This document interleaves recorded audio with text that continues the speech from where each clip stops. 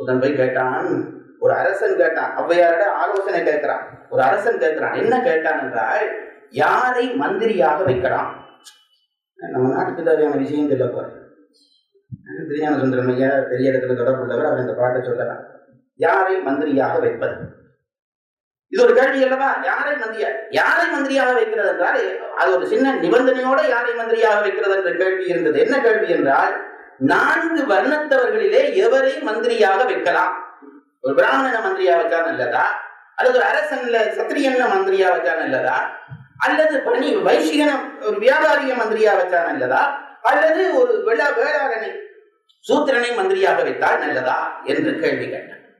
ஔவையார் அடிச்சது பாருங்க. நான் இதெல்லாம் பெரிய துணிவில் அந்த இப்ப இன்றைய இருக்கிற சமுதாயம் இல்லை, அன்றைக்கு இருந்த சமுதாயத்தை நீங்க நினைத்து பார்க்க வேண்டும். யார் மந்திரியா வைக்கணும்? ஔவையார் சொல்லிச்சு, நூல் எனிலோ கோல் சாயும், பிராமணனை வச்சிடாதே. பிராமணர்கள் இருந்தா என்ன மன்னிக்க வேணும்.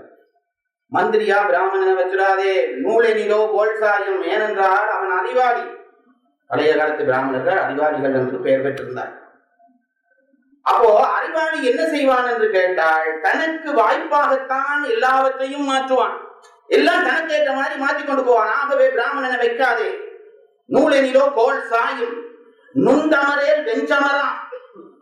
சத்திரியங்களையும் வைக்காது. அவன் சத்திரியன் சண்டை பிடிக்கிற குணம் உள்ளவன், எப்பயாவது ஆரோட சண்டை விடலாமண்டே நிற்பான். ஆகவே அவனையும் மந்திரியா வைக்காதே. நூலெனிலோ கோல் சாயும், நுந்தமரேல் வெஞ்சமராம். கோளினிலோ ஆங்கே குடை சாயும். வியாபாரி கைசிகன் இருக்கிறானே, அவனையும் வச்சிடாதே மந்திரியா. ஏனென்றால் அவன் என்ன செய்வான்? தனக்கு பொருள் தேட நினைப்பான். ஆகவே மற்றவர்களுக்கு நிழல் செய்ய மாட்டான். ஆகவே உன் வெண்கொடை சாய்ந்துவிடும். நூலெனிலோ கோல் சாயும், நுந்தமரேல் வெஞ்சமராம். கோலெனிலோ ஆங்கே குடை சாயும் சொல்லிட்டு சொன்னான். நாலாவான், 4வது வர்ணத்தில் இருக்கிறவனாகிய சூத்திரன் அல்லது வேளாளன் நாளாவான், மந்திரியுமாவான், மக்கள் துணையாவான், அந்த அரசே அரசு என்று ஒரு முடிவு சொல்லிட்டு போனார்.